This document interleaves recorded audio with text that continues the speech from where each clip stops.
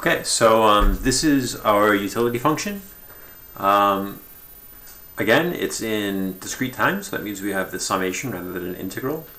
And then we're going to write the discount factor like this, just to keep an analog with the continuous time discount factor we saw earlier in the continuous time version of the model. So you can see here this rho is the discount rate, which means that if rho is higher, people are less patient, just as we've talked about quite a bit.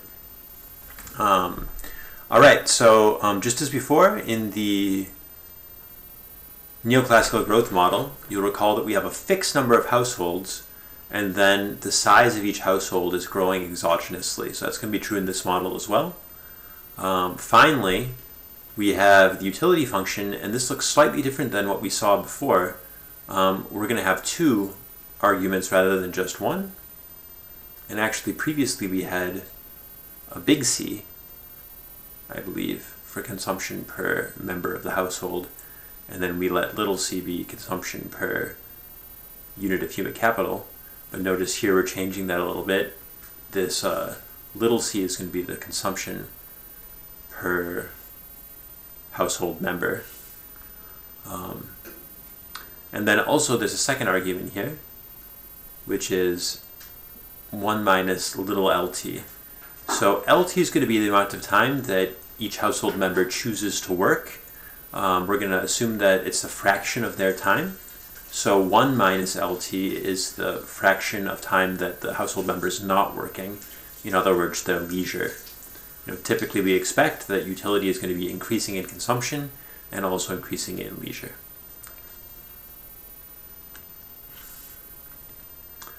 All right, so since all households are the same, we know that little c is just total consumption. Little c is big C total consumption divided by n, total number of people, and little l is total amount of labor divided by n, the population. Okay, so if we assume, I guess that's just an aside there, if we assume log linear utility, then, well, it just looks like this. So you can see that here we have log consumption, and here we have log leisure, and we have a parameter beta. Beta just means that we're allowing there to be some weight for leisure relative to consumption and utility. So if you take the exponential of this ut, well, actually let me just take that step by step. So if you you can actually combine these two, you can get ct to the 1 minus lt to the power b equals ut. So e to the power ut, the exponential of utility, is equal to ct 1 minus lt to the power b. So this is something that looks very close to Cobb-Douglas. And as you well know, the utility function is just, depending on the field of economics we're talking about, typically you think of a utility function as just an ordering of preferences. So any positive monotonic transformation of utility will preserve the preference ordering. So actually this is an equally valid way of writing out the utility function.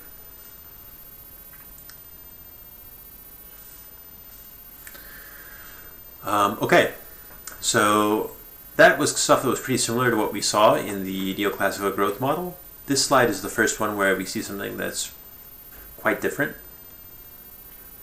So we're going to write down the growth of technology. Remember previously we said that log AT, this is the neoclassical growth model, is equal to log A0 plus G times T, right? We're going to have something similar to that here, okay? So A bar here is just an analog of log A0. So that looks the same as what we saw before, but now we're going to have this additional term. Okay, and this additional term is going to be something that is stochastic. It's going to change randomly in an unpredictable fashion. Somewhat unpredictable. Okay, and why is it only somewhat unpredictable? Check out the way we've written this here. Just mute my, not Skype, but my Dropbox here. I think I can snooze the notifications.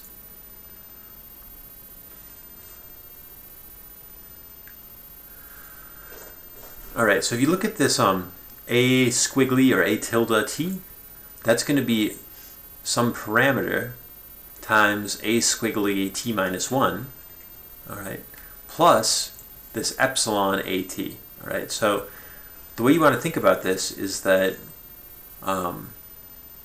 epsilon at is some sort of just random white noise shock that is uncorrelated with anything. It's totally independent. It's just, you're flipping a coin every day, it's heads or it's tails, and there's no way to predict what that's going to be. But this a squiggly t isn't only that white noise, it also depends on the value yesterday of a squiggly t. So there is a predictable part of a squiggly t, and as you can see here, we're going to allow this row A to be anywhere between -1 and 1, but typically you think of this thing as being less than, between 0 and 1, so that this is kind of like, if there's a shock, suppose there's a big epsilon one day, it's going to take a bunch of days for that shock to totally wear off, okay? And that's going to add persistence to the model. So, when you get a negative shock, it's going to take a while for technology to come back to its previous level. Okay. I think I'm just saying not saying anything different here. So I said here serially uncorrelated, meaning that epsilon at is uncorrelated with epsilon at minus 1. And then, yeah. So I mean, just because it's allowed here, just to say it, if rho A is less than 0, then what that means is that if at minus 1 is high, then at will be low, and you'll get this sort of, I'll draw two cases. Let's suppose that rho is between 0 and 1, and this is time. Suppose you get a shock to A. So, A is usually 0, suppose on average. You get a shock, it's going to be up here, and then it's going to kind of die off like this, back to 0, if there were no further shocks. Okay. Now suppose that we have a row which is an element of -1, 0, this set. Not exactly 0, of course. Not exactly -1. Then it's going to look like this.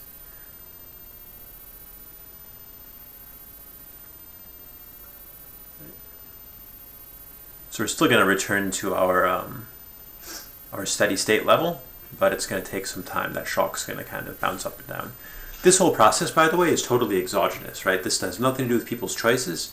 This is the way that technology evolves. There's no choices going on here. People are going to know these parameters.